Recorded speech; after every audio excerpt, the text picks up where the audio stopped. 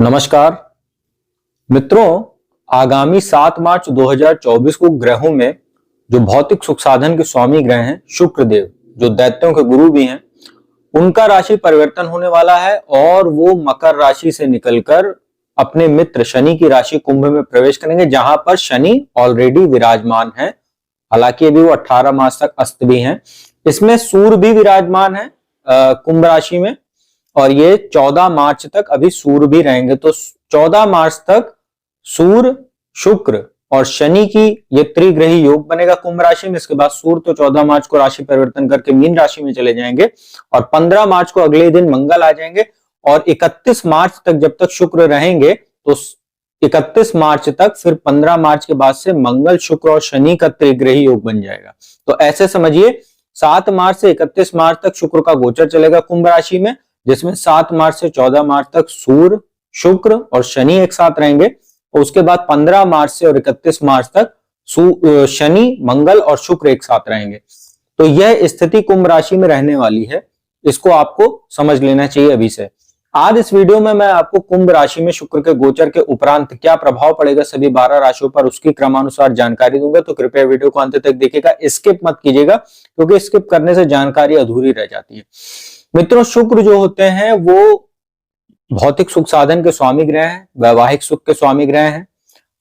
जीवन में जितना भी भौतिक सुख साधन की चीजें हैं, ग्लैमर इंडस्ट्री है, एक्टिंग, ड्रामा, सिंगिंग, ये सब जो चीजें होती हैं वो शुक्र के अंतर्गत आता है। शुक्र से जुड़े व्यापार, hotel and beverages, restaurant, James and jewellery, dry fruits का काम, होटल, सलून, जिम, स्पा, ये सब काम जो होते हैं वो शुक्र के अधीन होते हैं। जितना भी, जैसा मैंने बताया, ग्लैमर इंडस्ट्री जितनी भी है वो शुक्र के ही अधीन है। तो चलिए अब शुक्र के इस राशि परिवर्तन का क्या प्रभाव पड़ेगा सभी 12 राशियों पर, उसमें सबसे पहली राशि की बात करते हैं, वो है मेष राशि। मित्रों, मेष राशि वालों के लिए गोचर बहुत शानदार रहने वाला। आपके धन भाव के स्वामी, साथ ही वैवाहिक सुख के स्वामी दूसरे भाव, सातवें भाव के स्वामी होकर 11वें भाव में गोचर करेंगे, जो लाभ का घर होता है। यहाँ पर शुक्र का गोचर वैसे भी बहुत अच्छा होगा, क्योंकि शुक्र इस समय जो है वो उच्चारोही है। 7 मार्च को वो कुंभ राशि में प्रवेश करेंगे और 31 मार्च को वो अपनी उच्च राशि मीन में प्रवेश करेंगे, जो इसके अगली राशि होगी। तो वो उच्चारोही है, उनके प्रभाव में वैसे भी काफी मजबूत स्थिति में है वो कुंभ राशि में। तो एकादश भाव में बैठेंगे, धनेश होकर यहाँ पर बैठे हुए हैं, तो आपको धन लाभ होगा, अच्छा धन लाभ होगा। विदेशों से व्यापार करने वाले लोगों के लिए फायदेमंद है, विदेश यात्रा करने के लिए अच्छा रहेगा। संतान की ओर से भी शुभ समाचार की प्राप्ति होगी। संतान उत्पत्ति के लिए बहुत अच्छा समय चलेगा। शेयर मार्केट आदि से आपको धन की प्राप्ति हो सकती है। साथ ही सप्तमेश होकर लाभ भाव में, तो जो लोग बिजनेस करते हैं शुक्र से जुड़ा हुआ, उनको भी विशेष फल, शुभ फल इस समय ये प्राप्त कराने वाला रहेगा शुक्र का गोचर। साथ ही जो लोग विवाहित हैं तो पति पत्नी को एक दूसरे के भाग्य का भी सहयोग अच्छा मिलेगा। तो जो मेष राशि वाले जातक हैं उनके लिए बहुत ही सुंदर स्थिति रहने वाली, क्योंकि 18 मार्च से आपके लाभेश शनि लाभ भाव में ही उदय भी हो जाएंगे, तो और भी स्थिति, धन की स्थिति आपके लिए बहुत अच्छी होने वाली। तो मेष राशि वालों के लिए तो गोचर बहुत अच्छा है। इसके बाद बात करते हैं शुक्र की ही राशि वृषभ की। देखिए, आपके 10वें भाव में शुक्र का गोचर होगा और वो आपके लिए जो लग्नेश होते हैं और रोग भाव के स्वामी होकर दशम भाव में रहेंगे। देखिए, दशम भाव में शुक्र का गोचर कोई बहुत अच्छा नहीं माना जाता है, फिर भी यहाँ शनि जो उनके मित्र है वो विराजमान है और मंगल भी आ जाएंगे 15 मार्च को। तो ये कहीं ना कहीं आपके लिए स्थितियां कुछ समस्या वाली कह सकते हैं। भौतिक सुख साधन की तो आपको प्राप्ति होगी, क्योंकि चतुर्थ भाव पर इन सबकी दृष्टि रहेगी, परंतु आपको यह ध्यान रखना है कि कार्यस्थल पर आपको सतर्क रहना होगा। कोई षड्यंत्र आपके खिलाफ हो सकता है, क्योंकि यहाँ पर 15 मार्च से मंगल शुक्र की युति भी हो जाएगी और शनि मंगल का भी योग रहेगा। तो द्वादशेष मंगल रहेंगे दशम भाव में, तो कोई कार्यस्थल पर आपके खिलाफ षड्यंत्र हो सकता है। आपका अपने सहयोगियों, बॉस के साथ, कोई उच्चाधिकारियों के साथ कोई वाद विवाद भी हो सकता है। साथ ही कोई ऐसा कार्य भी आपके माध्यम से हो सकता है जिससे आपकी जनता में छवि प्रभावित हो, क्योंकि चतुर्थ भाव पर दृष्टि रहेगी, वो जनता का घर होता है, तो उसका ध्यान रखिएगा। माता के स्वास्थ्य का ध्यान रखिएगा, उनके साथ संबंधों का ध्यान रखिएगा। किसी भी प्रकार का बड़ा इन्वेस्टमेंट करने से आपको बचना चाहिए और अपने छवि का और अपने चरित्र का बहुत ध्यान रखिएगा, क्योंकि मंगल शुक्र की युति कहीं ना कहीं चारित्रिक दोष भी देती है। तो किसी भी प्रकार का ऐसा कोई भी आरोप आपके ऊपर लग सकता है जो आपके चरित्र पर उंगली उठा सकता है, तो बहुत सतर्क रहने की आपको आवश्यकता रहेगी। इसके बाद बात करते हैं मिथुन राशि की। मिथुन राशि के लिए जो गोचर होगा वो भाग्य स्थान में होगा। द्वादश भाव के स्वामी और पंचम भाव के स्वामी होकर भाग्य स्थान में रहेंगे। तो एक तो त्रिकोण का अधिपति त्रिकोण में है, तो एक राजयोग तो आपके लिए बन रहा है। विदेश जाकर पढ़ने वाले जो छात्र हैं, जैसे होटल मैनेजमेंट वगैरह आप करना चाह रहे हैं या एमबीए वगैरह करना चाह रहे हैं, विदेश जाना चाह रहे हैं, तो उनके लिए अच्छा समय है। भाग्य का सहयोग आपको अच्छा मिलेगा। और कहीं ना कहीं ये विदेश यात्रा के लिए वैसे भी अच्छा, क्योंकि द्वादश भाव के भी स्वामी बनते हैं और जो भाग्य स्थान होता है उच्च शिक्षा के लिए होता है, तो उनके लिए सभी छात्रों के लिए बहुत अच्छा है जो विदेश जाकर पढ़ना चाह रहे हैं। छोटे भाई बहनों का भी सहयोग आपको मिलेगा, उनका प्रेम आपको प्राप्त होगा, आप उनको उपहार वगैरह देते तो आपको बहुत अच्छा है। मित्रों का भी आपको सहयोग मिलेगा। पंचमेश होकर भाग्य स्थान में है, तो अपने बुद्धि कौशल के माध्यम से भी आप धन कमाएंगे और कहीं ना कहीं संतान की ओर से भी आपको शुभ समाचारों की प्राप्ति होगी। तो आपके लिए भी गोचर बहुत अच्छा कह सकते हैं। कर्क राशि की बात करें, देखिए कर्क राशि वालों के लिए गोचर समस्या लेकर आ रहा है। एक तो आपके ऊपर शनि की ढैया चल रही है, मंगल भी 15 मार्च को अष्टम भाव में आ जाएंगे, उससे पहले सूर्य भी जो है वो अष्टम भाव में है। इसके बाद जब शुक्र 7 मार्च से 31 मार्च तक अष्टम भाव में गोचर करेंगे, वो आपके लिए लाभ भाव के स्वामी और सुख भाव के स्वामी होकर अष्टम भाव में रहेंगे। देखिए शुक्र अष्टम भाव में है, तो ये दो तरह से आपको देखना है। एक तो स्वास्थ्य संबंधी चुनौतियां आपके सामने आ सकती है, यूरिनरी इन्फेक्शन हो सकता है, मूत्र विकार जैसे डायबिटीज वगैरह से अगर आप पीड़ित है तो वो बढ़ सकती है। गुप्तांगों में आपको समस्या हो सकती है, क्योंकि यहाँ मंगल भी 15 मार्च से रहेंगे। कामुक योग बनाते हैं, कामुकता बढ़ जाएगी, विपरीत के प्रति आकर्षण बढ़ेगा, चारित्र में आपके दोष देखने को मिलेगा। तो ये तो हो गई कुछ निगेटिव बात, लेकिन अच्छी बात इसमें यह है कि चतुर्थेश और लाभेश होकर अष्टम भाव में, अष्टम भाव जो होता है वो जीवन में होने वाले अचानक परिवर्तन का घर होता है, साथ ही गड़ा धन भी यहाँ से देखते हैं, अचानक धन लाभ का भी एक घर होता है। तो शुक्र यहाँ बैठे, आपको शेयर मार्केट आदि से धन की प्राप्ति हो सकती है, प्रॉपर्टी से कोई आपको धन मिल सकता है, साथ ही पैतृक संपत्ति से जुड़ा कोई मामला चल रहा था वो भी हो सकता है आपके पक्ष में आ जाए। साथ ही कहीं ना कहीं जो है ये अष्टम भाव जो होता है रिसर्च का घर होता है, तो आप रिसर्च वगैरह से जुड़े हुए हैं उनके लिए अच्छा। अगर आप कोई साधना वगैरह करते हैं, मंत्र आदि में अगर आप सिद्धि प्राप्त करना चाह रहे हैं उनके लिए अच्छा, ज्योतिष आदि सीखने के लिए अच्छा, गुण विज्ञान जो रहस्यमय चीजें होती हैं, गुप्त विद्या, उनको सीखने के लिए शुक्र का गोचर अष्टम भाव में बहुत सुंदर है, क्योंकि यहाँ शनि भी बैठे हुए हैं, शनि भी तंत्र मंत्र ज्योतिष के कारक ग्रह होते हैं। तो इन सब चीजों के लिए अच्छा है, परंतु स्वास्थ्य के लिए आज से अच्छा नहीं है। धन आपके पास जरूर आएगा, परंतु धन आपका ऐसे वैसे खर्चा भी हो जाएगा, तो खर्चे भी पहले से तैयार रहेंगे। तो कर्क राशि वालों को सतर्क रहना चाहिए बहुत। सिंह राशि की बात करें, सप्तम भाव में गोचर होगा, दशमेश और पराक्रमेश होकर सप्तम भाव में रहेंगे। वैवाहिक जीवन का अपने ध्यान रखिएगा, क्योंकि 15 मार्च से मंगल भी आ जाएंगे, तो एक तो मांगलिक दोष बनेगा, साथ ही मंगल शुक्र और शनि की जो युति है वैवाहिक जीवन में समस्या पैदा करेगी, एक्स्ट्रा मैरिटल अफेयर वगैरह अगर आपका पहले रहा होगा तो वो इस गोचर के दौरान उजागर हो सकता है, जिससे आपकी छवि तो प्रभावित होगी, साथ ही आपका वैवाहिक जीवन भी प्रभावित हो सकता है। अविवाहित लोगों को अपने चरित्र का बहुत ध्यान रखना चाहिए, अन्यथा किसी थर्ड पर्सन के माध्यम से जो है आपका बनता बनता रिश्ता टूट सकता है। हालांकि शुक्र की लग्न पे दृष्टि रहेगी, आप लग्जरी आइटम की खरीदारी करेंगे, खर्च थोड़ा आपका बढ़ जाएगा, दिखावे पर आप ज्यादा खर्चा करेंगे, ड्रेसिंग सेंस वगैरह आपका कमाल करेगा इस गोचर के दौरान, आकर्षण में आपके जबरदस्त वृद्धि रहेगी, लोग आपकी तरफ प्रभावित होंगे। छोटे भाई बहनों का भी सहयोग आपको अच्छा मिलेगा और बिजनेस को बढ़ाने में शुक्र काफी मदद करने वाला आपकी। तो अपने चरित्र का और अपने जो सामाजिक जो आपकी जो स्थिति है उसका ध्यान रखिएगा, बाकी गोचर आपके लिए अच्छा है। इसके बाद बात करते हैं कन्या राशि की। देखिए कन्या राशि वालों के लिए शुक्र बहुत ही योग कारक होते हैं, तो धन भाव के स्वामी होते हैं, साथ ही भाग्य स्थान के स्वामी होते हैं, और गोचर हो रहा है उनका छठे भाव में। छठे भाव में शुक्र वैसे भी कमजोर होते हैं, क्योंकि यहाँ पर वो नीच राशि का फल देते हैं, कन्या राशि का कालपुरुष की कुंडली में, परंतु यहाँ पर शुक्र उच्चारोही है, और जब वो सप्तम भाव में आपके जाएंगे 31 मार्च को, तो वहां पर वो मालव्य नाम का महापुरुष राजयोग बनेंगे। तो उतनी स्थिति अभी फिलहाल कमजोर नहीं, साथ ही यहाँ पर शनि भी मित्र उनके साथ में है, परंतु ये ध्यान रखना 15 मार्च से जब मंगल यहाँ आएंगे तो स्वास्थ्य संबंधी आपको समस्या होगी, यूरिन इन्फेक्शन हो सकता है, दुर्घटना आदि की योग बन सकता है, गुप्तांगों में समस्या हो सकती है, आर्थराइटिस जैसी समस्या आपको हो सकती है, खर्चों में बेतहाशा वृद्धि हो सकती है, द्वादश भाव पर दृष्टि डालकर, साथ ही आपके कुछ अनैतिक कार्य ऐसे आपके माध्यम से हो सकते हैं जिससे आप किसी लीगल कॉम्प्लिकेशन में भी फंस सकते हैं, क्योंकि शनि शुक्र मंगल तीनों की दृष्टि द्वादश भाव पर रहेगी, तो आप कोर्ट कचहरी से जुड़े किसी मामले में फंस सकते हैं। साथ ही अगर पहले से कोई मामला चल रहा था उसमें भी आपको समस्या देखने को मिलेगी, जिससे आपका धन वगैरह खर्चा हो सकता है, समय वगैरह बेवजह का व्यर्थ में जाएगा, तो इसका आप ध्यान रखिएगा।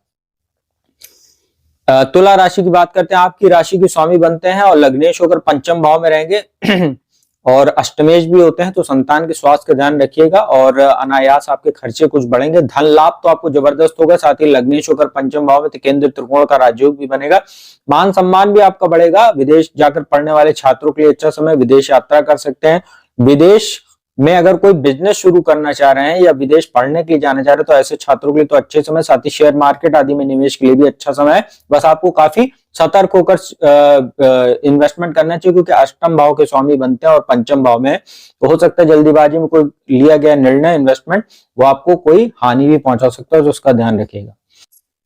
इसके बाद बात करते हैं वृश्चिक राशि की। वृश्चिक राशि के लिए द्वादश भाव के स्वामी और दशम भाव के स्वामी होकर चतुर्थ भाव में रहेंगे। चतुर्थ भाव में शुक्र का गोचर बहुत अच्छा माना जाता है। जो लोग शुक्र से जुड़ा व्यापार करते हैं, एक्टिंग, ड्रामा, सिंगिंग या ज्योतिष का काम करते हैं, कंसल्टेंसी एडवाइजरी का काम करते हैं, मीडिया जर्नलिज्म से जुड़े हुए हैं, बॉलीवुड या एक्टिंग का काम करते हैं, ऐसे लोगों के लिए बहुत अच्छा समय है। द्वादशेश होकर चतुर्थ भाव में, तो इतना ध्यान रखिएगा, भूमि भवन वाहन में इन्वेस्टमेंट करने से पहले सतर्क रहिएगा, माता के स्वास्थ्य का ध्यान रखिएगा। साथ ही दशमेश होकर चतुर्थ भाव में, तो जैसा मैंने बताया शुक्र से जुड़ा अगर आप व्यापार करते हैं तो जो शुक्र की दशम भाव पर दृष्टि पड़ेगी तो आपके लिए फायदेमंद साबित रहेगी और अच्छे आपको अवसर, ये अच्छे प्रोजेक्ट या अपॉर्चुनिटी दिला सकती है। शनि की ढैया भी आपके ऊपर चल रही, इसका ध्यान रखिएगा आप।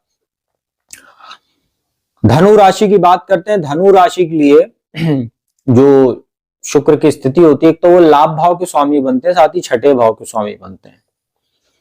तो इसका आप ध्यान रखिएगा कि रोगेश होकर और तीसरे भाव में आ रहे हैं, तो ये अच्छा है आपके लिए, एक प्रकार का विपरीत राजयोग बना हुआ है।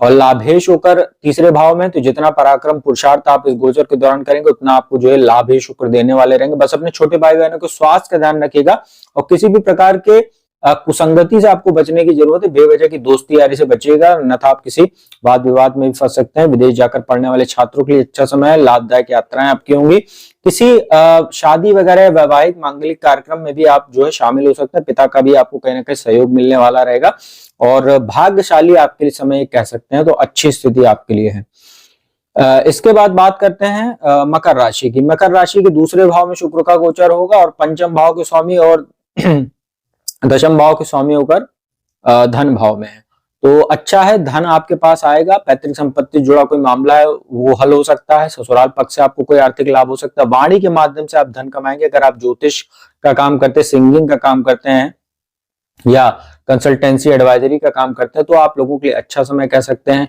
साथ ही शुक्र से जुड़ा व्यापार करने वाले लोगों के लिए अच्छा समय रहेगा, इन्वेस्टमेंट के लिए अच्छा समय कह सकते हैं। और थोड़ा सा अपने स्वास्थ्य का जरूर ध्यान रखें, क्योंकि शुक्र की दृष्टि अष्टम भाव पर है, तो कुछ स्वास्थ्य वगैरह समस्या आपको हो सकती है। साथ ही दूसरा भाव आंखों का भी होता है, तो आंखों में भी आपको कुछ समस्या देखने को मिल सकती है।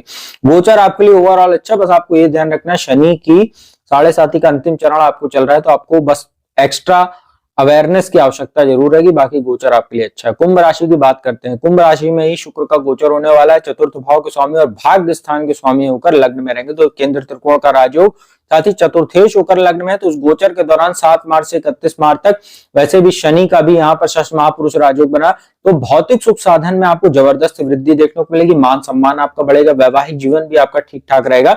बस ये ध्यान रखना कि 15 मार्च से 31 मार्च तक जब तक मंगल लग्न में रहेंगे, तो वहां से जो सप्तम दृष्टि मंगल और शनि की साथ में पड़ेगी सप्तम भाव पर, तो मांगलिक दोष के साथ साथ कुछ कुछ आपको समस्याएं भी देखने को मिलेगी वैवाहिक जीवन में।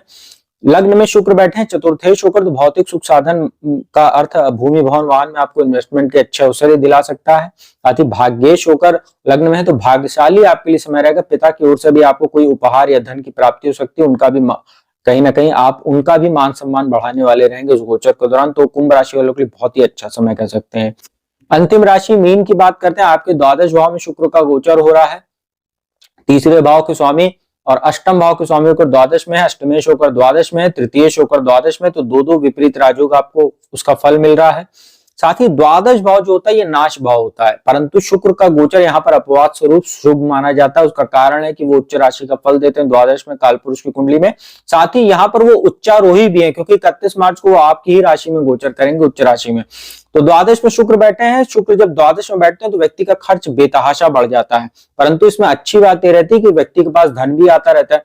लेकिन इसमें एक समस्या आपको ये देखने वाली रहेगी कि यहाँ पर मंगल अभी 15 मार्च को आ जाएंगे और शनि की भी स्थिति यहाँ पर है, तो शनि शुक्र और मंगल की जो स्थिति बनेगी आपके अंदर कुछ चारित्रिक दोष पैदा करेगी, आपके अंदर भोग की मात्रा बढ़ जाएगी। सबकी दृष्टि छठे भाव पर है, तो स्वास्थ्य भी आपका प्रभावित होगा, पाचन आपका प्रभावित होगा, यूरिन इन्फेक्शन, डायबिटीज जैसी समस्या आपको हो सकती है, और अगर पहले से ये सब समस्याएं तो बढ़ सकती हैं।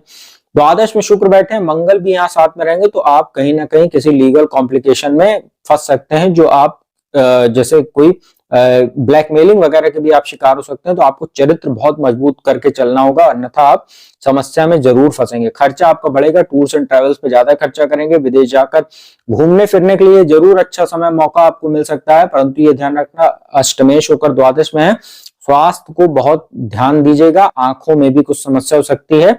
बाकी गोचर आपके लिए बहुत अच्छा नहीं कह सकते, क्योंकि 7.5 का आपको प्रथम चरण भी चल रहा है। आपको वैसे भी एक्स्ट्रा अवेयरनेस की आवश्यकता रहेगी। कुंभ राशि पर दूसरा चरण है 7.5 का, और मकर राशि पर अंतिम और मीन राशि पर प्रथम चरण चल रहा है। तो मित्रों, यह था कुंभ राशि में शुक्र का 7 मार्च से 31 मार्च तक जो गोचर होने वाला है उसका क्या प्रभाव पड़ेगा, उसकी संपूर्ण जानकारी दी। उपाय की बात कर लेते हैं। हर शुक्रवार को माता लक्ष्मी के चित्र अथवा मूर्ति के समक्ष आप लोग को देसी घी का दीपक जलाना चाहिए, उनको गुलाब का पुष्प अर्पित करना चाहिए। साथ ही प्रसाद के रूप में खीर अर्पित कीजिए, थोड़ा मेवा वगैरह उसमें डाल दीजिए, वही उनको प्रसाद अर्पित कीजिए और उसी प्रसाद को अपने परिवार के साथ बांट कर खाइए, तो आप लोगों के लिए अच्छा रहेगा। शुक्र का मंत्र ओम शुं शुक्राय नमः, इस मंत्र का आप लोग स्फटिक की माला से जो है हर शुक्रवार को 108 बार जाप भी कर सकते हैं। साथ ही प्रतिदिन स्नान आदि के उपरांत स्वच्छ वस्त्र धारण करके हल्की सुगंध का भी आप लोग इस्तेमाल किया कीजिए, वो भी शुक्र के शुभ प्रभावों को बढ़ाने में फायदेमंद साबित होता है। तो मित्रों, उम्मीद करता हूँ वीडियो आपको अच्छी लगी होगी, इन्फॉर्मेटिव लगी होगी। यदि वीडियो अच्छी लगी हो तो इसको लाइक कीजिएगा, कमेंट कीजिएगा और ज्यादा से ज्यादा शेयर कीजिएगा। और जिसको भी कुंडली विश्लेषण कराना है तो मेरा नंबर डिस्क्रिप्शन स्क्रीन हमेशा दोनों पर उपलब्ध रहता है, उस पर संपर्क करके आप लोग अपॉइंटमेंट ले सकते हो। मेरे द्वारा कुंडली विश्लेषण का लाभ देश दुनिया के किसी भी कोने से प्राप्त कर सकते हो। तो अब मैं अपने वाणी को विराम देता हूँ। अगली वीडियो में आपको बुध के राशि परिवर्तन का क्या प्रभाव पड़ेगा सभी 12 राशियों पर, जो बुध का गोचर होगा कुंभ राशि में, उसकी संपूर्ण जानकारी लेकर हाजिर हूंगा। तब तक के लिए ओम नमः शिवाय।